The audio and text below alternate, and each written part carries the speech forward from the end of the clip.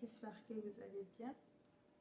Alors, bienvenue sur ma chaîne, bienvenue aux anciens et bienvenue aux nouveaux. Alors, moi c'est Jessica et je suis de double nationalité burkinabé, Burkina Faso et canadienne, Canada. Et je suis arrivée au Canada avec un visa étudiant et aujourd'hui je suis citoyenne canadienne. Et donc, j'ai accumulé assez de connaissances et d'expériences que j'aimerais vous partager sur cette chaîne afin que vous aussi, vous puissiez réussir vos demandes d'immigration, quelle qu'en soit la demande de visa par vous-même. Alors, si cela c'est un contenu qui te parle, alors n'oublie pas de t'abonner, active la cloche de notification pour ne manquer aucune de mes vidéos. Like et surtout commente et pose-moi tes questions. Je répondrai soit directement dans les commentaires ou je ferai même une autre vidéo pour approfondir la question pour toi. Alors, aujourd'hui sur cette nouvelle vidéo, j'aimerais te parler des différents types de visas que nous avons ici au Canada. Alors, et je vais te donner les particularités en fait de chaque visa. Qu'est-ce que tu peux et ne pas faire avec ces visas-là. Et comme ça, tu vas savoir quel visa est mieux pour toi. Quelle demande tu dois faire. Alors, ici au Canada, nous avons le visa visiteur. Nous avons le visa étudiant. Nous avons le visa travailleur. Nous avons la résidence permanente et nous avons les demandes de réfugiés et d'asile. Donc, on va commencer avec le visa visiteur. Bon, je prévois de faire une seule vidéo, mais au cas où elle est trop longue, je vais la diviser pour que voilà, ça ne soit pas trop long pour vous. Ok. Le visa visiteur, voilà, comme son nom l'indique, c'est un visa que vous faites lorsque vous voulez venir visiter le Canada. Et c'est quoi les particularités de ce visa-là? On va dire qu'avec ce visa, tu as soit besoin d'une lettre d'invitation, quelqu'un que tu connais au Canada qui t'invite pour venir visiter, soit par toi-même, tu peux faire une lettre explicative pour expliquer que voilà, tu veux venir au Canada pour visiter, mais tu auras besoin voilà, de dire à l'immigration où tu vas aller visiter, quel coin tu vas aller visiter, et tu dois même faire une réservation de billets d'avion pour dire c'est de telle date à telle date que je veux venir visiter le Canada. Et aussi, avec le visa visiteur, ou même avec tous les visas, voilà, moi je vous recommande d'avoir toujours un passeport dont la validité est vraiment longue. Parce que, prenons l'exemple du visa visiteur, si votre passeport a une validité de 5 ans, vous pouvez avoir un visa visiteur d'une durée de 5 ans. Mais si votre passeport a une validité de 1 an, vous aurez juste un visa visiteur d'une durée de 1 an. Parce que l'immigration ne donne jamais de visa qui dépasse la durée de validité de votre passeport. Donc, et notez ça, gardez ça en tête. Et pour le visa visiteur également, par exemple que vous faites votre demande et que ça marche, vous avez, si vous venez au Canada, vous ne pouvez pas faire plus de 6 mois consécutifs au Canada. Donc, si vous venez, vous pouvez faire 6 mois, mais vous devez retourner après les 6 mois dans votre pays pour faire 3 mois et ensuite revenir. Mais vous ne pouvez pas faire plus de 6 mois consécutifs. Au cas où vous voulez faire plus de 6 mois consécutifs, vous pouvez demander un prolongement à l'immigration. Et ça, c'est une autre demande à part. Vous demandez à l'immigration que vous voulez faire plus de 6 mois sur le territoire. Et là, l'immigration, il peut accepter votre demande comme il peut la refuser. Également, avec le visa visiteur, vous ne pouvez pas travailler au Canada. Voilà, vous ne pouvez pas travailler légalement au Canada. Par contre, avec le visa visiteur, il y a du monde qui vont venir avec le visa visiteur et qui vont prospecter pour des emplois. Voilà, prospecter pour des emplois et par la suite déposer pour un visa travailleur. Il y a aussi même des employeurs, vu vraiment la pénurie de main-d'œuvre, qui vont embaucher du monde avec un visa visiteur, mais ce n'est pas légal. Voilà.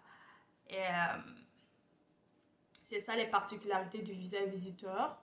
Et on va aller plus en profondeur dans d'autres vidéos. Voilà. Et pour tous les demandes de visa, vous avez besoin de démontrer à l'immigration une certaine capacité financière, que je vais faire une autre vidéo aussi pour vous expliquer combien vous devez avoir. Voilà. Et je pense que voilà, on va passer au visa étudiant. Le visa étudiant, comme son nom l'indique, c'est lorsque tu veux venir étudier au Canada.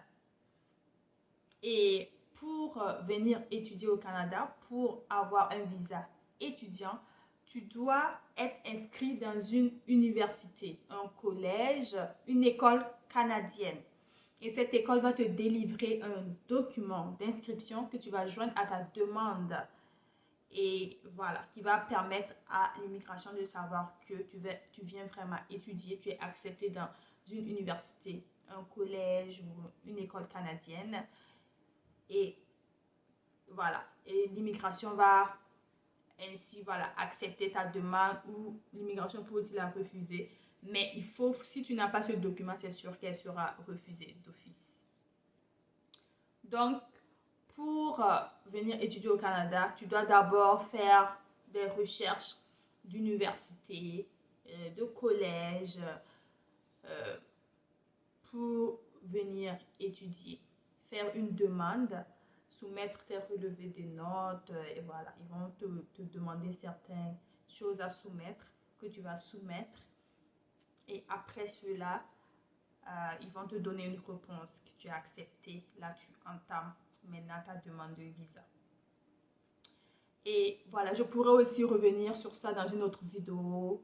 Et si cela vous intéresse, pour vous expliquer par exemple, et voilà, comment trouver une école canadienne, c'est quoi, comment faire la demande d'inscription, les éléments qu'ils demandent.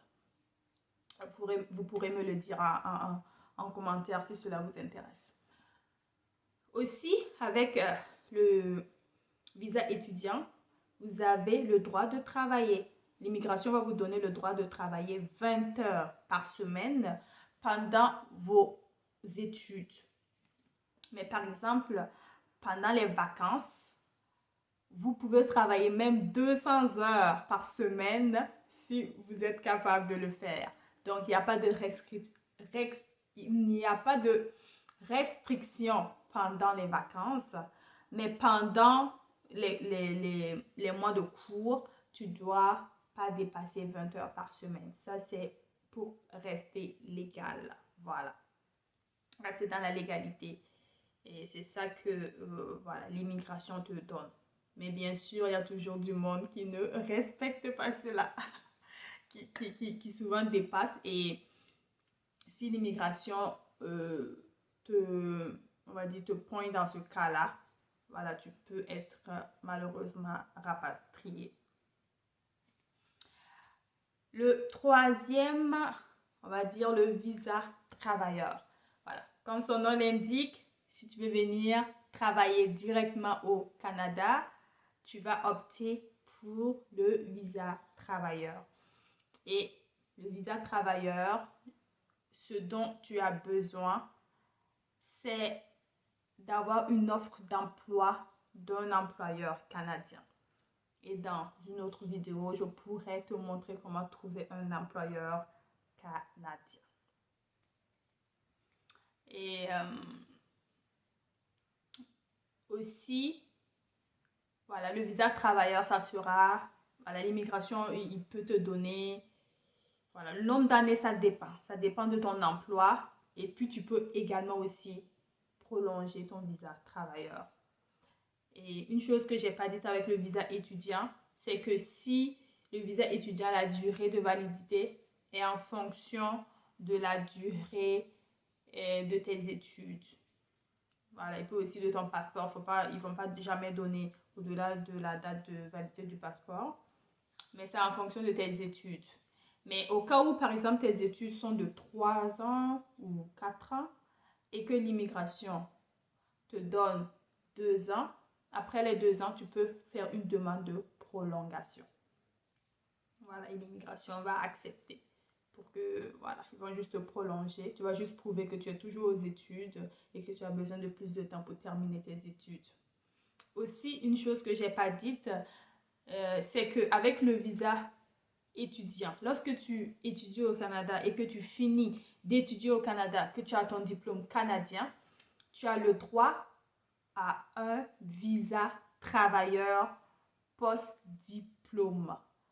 Voilà, un visa travailleur post-diplôme qui va te permettre de travailler au Canada. C'est pour cela que souvent, voilà, il y a du monde qui vont plus opter à venir étudier au Canada pour pouvoir avoir un visa travailleur parce que souvent c'est plus facile d'avoir un visa étudiant qu'un visa travailleur. Donc, c'est relativement facile. Et pour tous les visas, tu as besoin de démontrer une certaine capacité financière, voilà, pour tous les visas. Et comme je le disais, je vais te faire une autre vidéo plus tard pour te parler de, voilà, combien tu dois démontrer à l'immigration que tu as pour pouvoir immigrer au Canada. Et maintenant, la résidence permanente. Voilà, la résidence permanente, tu peux le faire, voilà, étant directement dans ton pays. Là, tu dis que tu veux venir t'installer au Canada définitivement. Tu veux t'installer au Canada, tu veux vivre au Canada. Là, tu peux opter pour faire une demande de résidence permanente. Mais c'est encore beaucoup plus compliqué. Donc, on dirait que visa visiteur, c'est relativement plus facile que étudiant, relativement plus facile que travailleur, relativement plus facile que résidence permanente. Voilà, plus la demande est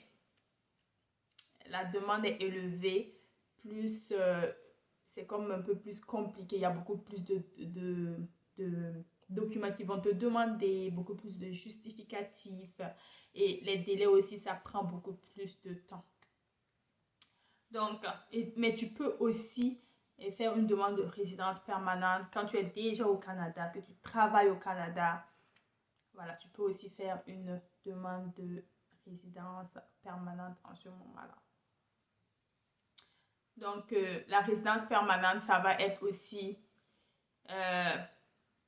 différents types de documents qui vont te demander, que je pourrais faire une autre vidéo par après parce que sinon ça va être trop long pour vous expliquer. Et aussi, on a la citoyenneté. La citoyenneté, ça c'est lorsque tu deviens résidente permanente. Après ta résidence permanente, après avoir passé un certain nombre d'années au Canada, avec une résidence permanente, étant en règle avec les lois du Canada et étant en règle avec les impôts, tes déclarations d'impôts, vraiment, en ce moment-là, tu peux faire une demande pour dire que je veux être citoyenne canadienne. Mais voilà, avec ta résidence permanente, il y a du monde, par exemple, qui vont décider, juste avec la résidence permanente, de rester au Canada sans jamais faire une demande de citoyenneté. Par exemple, parce que leur pays refuse la double citoyenneté. Par exemple, je prends l'exemple du Cameroun.